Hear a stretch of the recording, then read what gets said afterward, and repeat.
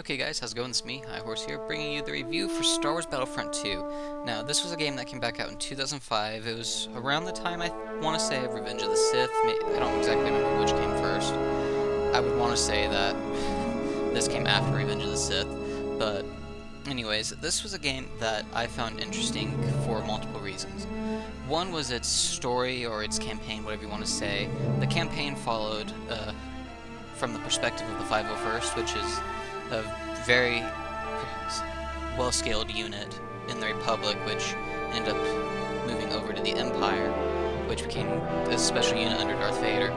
And I remember this because it was viewed from their perspective, what they saw of the war, and it's them pretty much telling you their story of what happened.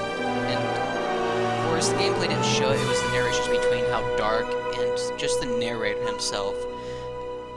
You could just tell the way it is that it still hunted him, all the battles that he went. He wasn't even sure how he survived all that. I remember one specifically, the Battle of Yavin. He mentioned how he doesn't remember anything that day, but all he suspects is that they won because they're still there. So that it really mentioned how gritty it was. And even earlier, like during one of the first ones, during the aspect of the campaign that featured them working for the Republic, it was always so dark because he always mentioned how since it's him revisiting, he's mentioning how in the future, from that perspective, they were getting ready to kill the Jedi, and it was just always so chilling and haunting because it's almost like he regretted everything. It's like they didn't expect anything to happen. They didn't expect to kill the Jedis, to be working for the Republic and killing the rebels. They only did it because they had to, but it's almost like he mentioned how they didn't want to. And so I just found it so dark for what it was. Now, it wasn't as dark as Republic Commando. Republic Commando is a fairly dark game, but that's just you, a soldier working for the Republic. But anyways, that's a review for another time. Next was the game modes, I guess I should say, or instant action. There was two. There was instant action, there's Galactic Conquest. Galactic Conquest is more of a mini campaign, I guess. It was like Risk, how in Risk you go and take over things. This was going planet to planet to planet. And instant action was just quick little, you could select all of your maps, and you could select the game modes in those, and of course you could select which side you wanted to fight for. Unlike in the campaign where you start out fighting for the Republic, moving on to the Empire. And the instant action I really enjoyed because most people mention how in the multiplayers, what they remember from it, I at the time did not have online capability for the Xbox, so I was left playing that game with skirmish or instant action, what you want to say. So I remember specifically playing that game with bots, which is why I enjoy it so much. And for what it was, the bots were very smart. You could have people follow you in it and all that, you could command them. And in this one, you actually progressed in rank, I believe. I think you could do it in the first one, but I specifically remember it in this one. I enjoyed always reading the stats at the end of each match. And instant action, you had stuff like, capture the flag. You could do it in space, I believe, but you could also play capture the flag on the ground. There was hunt mode, which was actually very interesting, but it was always so short. I always remember playing on Hoth. You were playing, of course, the rebels, and you had all the Wampas coming at you, and you could select which side you want to play. So it was always like these Wampas invading the Hoth base, going through the hangar, through the tunnels, just smacking people around, and I really enjoyed that. I found it amazing, and I found it fun.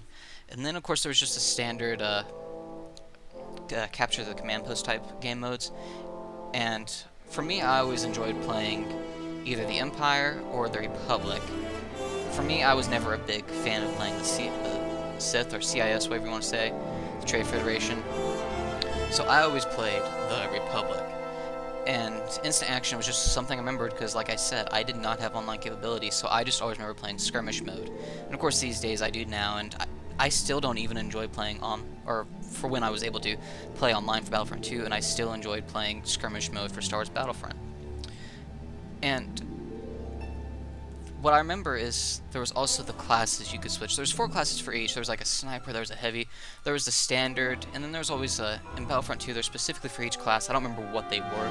There's always 2 select classes that were always locked in the beginning of the match, and as you progress through, you're able to unlock them.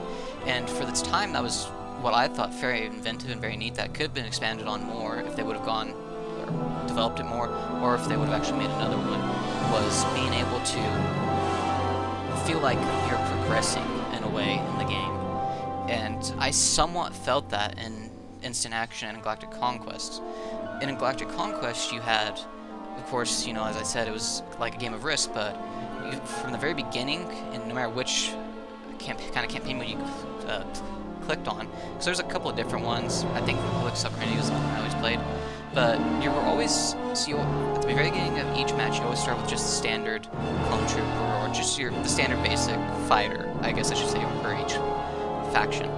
And as you go through, you gain credits, and you're able to purchase more units and able to progress. So you could have all 4 or 5, however many there were, units unlocked when the NPC faction still only had maybe their very first one. And you could also select upgrades and stuff that you could purchase.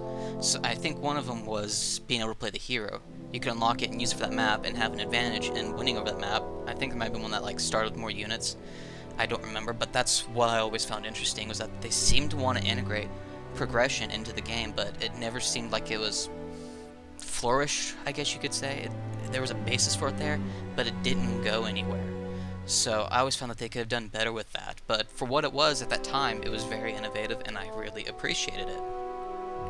Now, there was many maps in the game, which is what I always enjoyed about Battlefront in general, was that it explored so many maps that you might have not seen in other stories, or areas you would never see on another planet, like Mos Eisley. You could fight in the Dune Sea, and there was a Sarlacc pit there, and it had so many. I want to say there was probably, I don't know, 20 at most, maybe a little bit more, which is one thing I always appreciated, because there was a modding community for the game.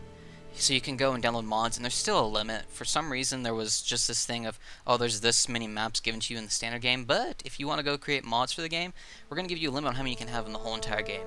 So it was neat that they were able to let you have mods, but it still felt so restrictive. You're always having to go through, if you're on the PC, that you can mod the game and add more maps. Some more good, some are bad. It just depends, but you're always having to constantly move, delete stuff, move them back in, whatever.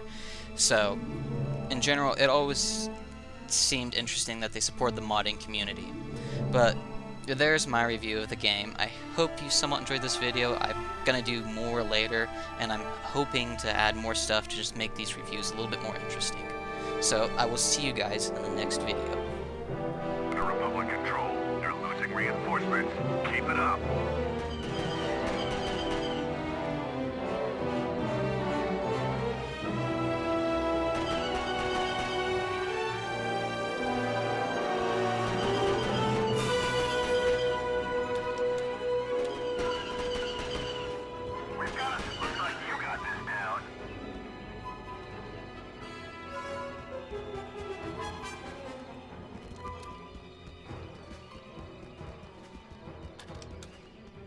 Hostile reinforcements are being depleted. That's another command post under Republic control. Hostile reinforcements